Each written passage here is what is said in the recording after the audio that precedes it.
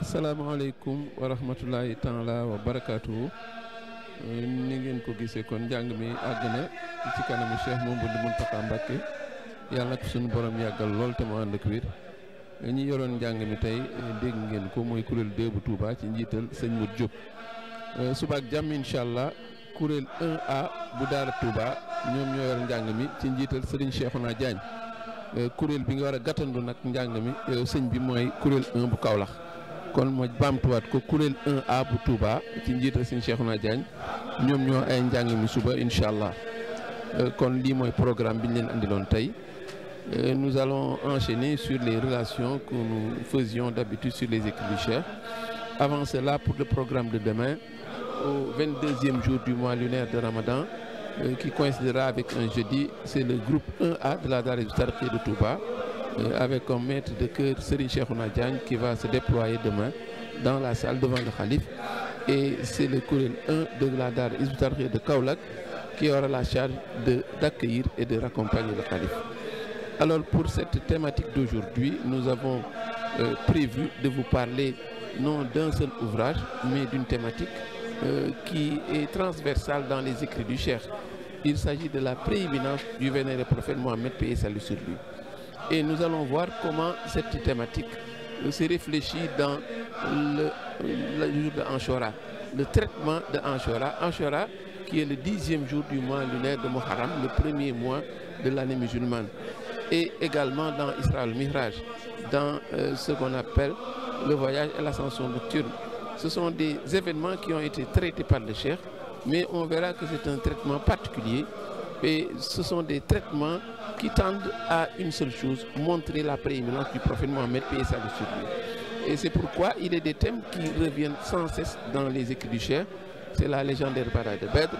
On peut citer Isra al-Mihraj, on peut citer Anshura, et ce sont ces deux derniers que nous allons cette fois-ci particulièrement retenir. Et leur point commun, c'est que tous ces événements, dans la manière de les traiter, le Cheikh fait ressortir la prééminence du prophète Mohammed, paix et salut sur lui. On l'a vu dans Fatul Fatah, on l'a vu également dans d'autres événements, mais ici, le Cheikh n'est pas dans l'événementiel. La manière dont il traite Anshura, la manière dont il traite Isra al-Mihraj, on voit que le Cheikh n'est pas dans le menu détail, dans l'événementiel. Le traitement des faits ne vise qu'une seule chose, montrer que le prophète est le nec plus ultra. Il est la qualité supérieure, il est incomparable, il est le prophète hors compétition et nous allons le voir dans la manière dont il a traité Anshura. Anshura, cette thématique que le Cheikh a traitée dans Masalik al-Jinan. Il l'a traité également dans Masalik al-Jinan, un ouvrage de sciences religieuses dont le titre est Les itinéraires du paradis. Il l'a traité dans Tazawwud Shubban, le viatique de la jeunesse. Il l'a traité également dans Mimiyya, un autre ouvrage. Et on verra que la particularité, c'est que dans chaque niveau, il y a une précision importante qu'on ne trouve pas peut-être dans l'autre ouvrage. Alors ici, rappelons donc qu'Anshura, c'est le 10e jour de Muharram. C'est un jour particulier dans l'islam puisque de nombreux événements se sont déroulés en ce jour. Et on verra que le projet du Cheikh est plus apparent dans Mimiyya, des vers 91 au vers 99. Parce qu'au vers 91, il commence par dire Bijahi lam yamin lizad bi Adam Mous. Lizad bi Adam Mous, pour dire que c'est par sa bénédiction que l'Aïl Adam n'a pas flanché vers le péché, car lorsque le maudit le tenta de le séduire. Au vers 92,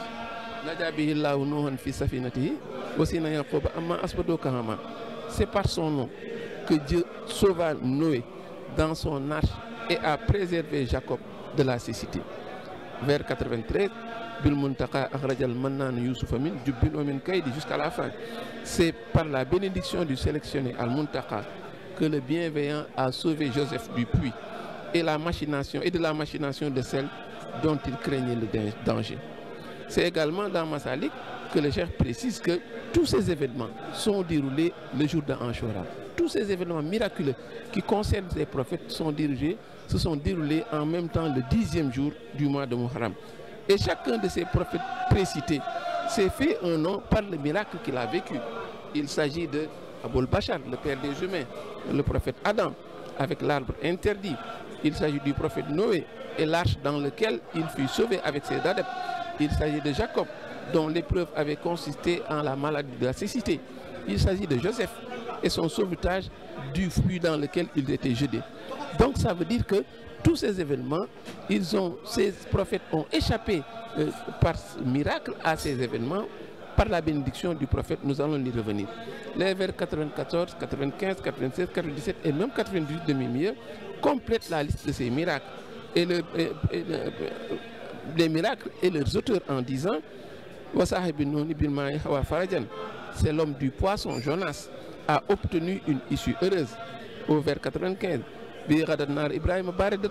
c'est grâce à lui que le feu d'Abraham devint froid. Au vers 96,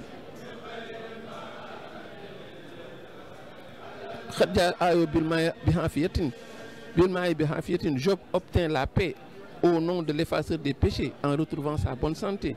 Au vers 97, la mère de Moussa, grâce à l'élu, fut fendue. Et toujours, de même l'Esprit de Dieu fut hissé au ciel. Et le cheikh en profite dans Masalik pour montrer que le prophète Isa, c'est vrai qu'il est monté au ciel le jour d'Anjora, mais il est né le jour d'Anjora également, comme pour anticiper sur les controverses futures sur la naissance du prophète Isa. C'est pourquoi le cheikh très tôt a montré que sa naissance ne pose pas de controverse, il n'y a pas d'ambiguïté. Il est né le jour d'Anjora, il est retourné au ciel le jour d'Anjora. Et au vers 98, et il ajoute vers 98, c'est grâce à lui que le fin devint mou pour David. Il est donc remarquable qu'il y a un socle commun. Tous ces événements miraculeux qu'on vient de citer, mais ils se sont déroulés tous le jour d'Anjora. L'autre miracle, c'est que le cheikh précise sans détour, sans embâche, que tous ces événements ont eu lieu grâce à la bénédiction du prophète Mohammed, paix et salut sur lui. Donc cela veut dire que ils ont pu surmonter l'épreuve grâce à ce prophète qui partage avec eux le nom et le statut de prophète, mais en termes d'envergure, on verra qu'ils ne sont même pas comparables. On va voir que le plus impressionnant au vers 99, ça c'est le clou quand il dit c'est grâce à lui que les honorables envoyés en totalité, de même que l'ensemble des prophètes, obtinrent des avantages. Ceci n'est qu'un échantillon. Et cela peut forcer l'admiration quand on sait que, rappelons que les prophètes, c'est un échantillon qu'on a présenté, mais les prophètes, ils sont au nombre de 313, ils sont au nombre, les envoyés, ils sont au nombre de 313, mais les envoyés et les prophètes réunis font 124 000. Et le cheikh dit à leur endroit que tous ont obtenu des avantages grâce au prophète Mohammed, paix et salut sur lui. Donc, cet échantillon qui a été présenté n'est rien comparé à ces 124 000 qui, dans leur totalité, ont eu la bénédiction, ont pu se tirer d'affaire, ont eu de la notoriété grâce au prophète Mohammed, paix et salut sur lui. C'est la preuve donc que c'est le sens de tous les propos que le vénéré Cheikh Abdullah tenait, lui qui disait que mais c'est lui qui détient le bâton de maréchal, lui qui disait sans détour que c'est lui qui les a envoyés en reconnaissance, lui qui disait sans détour qu'ils sont venus en son nom. Donc c'est la preuve que le prophète Mohammed, paix et salut sur lui, en termes d'envergure, n'est pas comparable avec les autres puisqu'il est leur tête de file, mais on verra que c'est ce qui va expliquer leur conduite et leur posture le jour de Anshura, le jour de Isra al-Mihraj, quand ils vont, n'est-ce pas, l'accueillir au ciel. Et nous allons y revenir la prochaine fois pour montrer que le cheikh n'est pas dans le menu détail, nous le disons, l'événementiel, il n'est pas là-dedans. Ce qui l'intéresse, c'est de montrer combien dans chaque acte qu'on pose, on peut montrer que le prophète Mohammed, paix et salut sur lui, est incomparable. C'est le sens de Anshura, c'est le sens également de Isra al-Mihraj, c'est le sens également de la bataille de Beth quand il le convoque. C'est tout simplement pour montrer que le prophète est au-dessus de l'eau, il est incomparable. Nous allons le continuer la prochaine fois, demain, Inch'Allah. Wassalamu alaikum wa rahmatullahi wa barakatuh.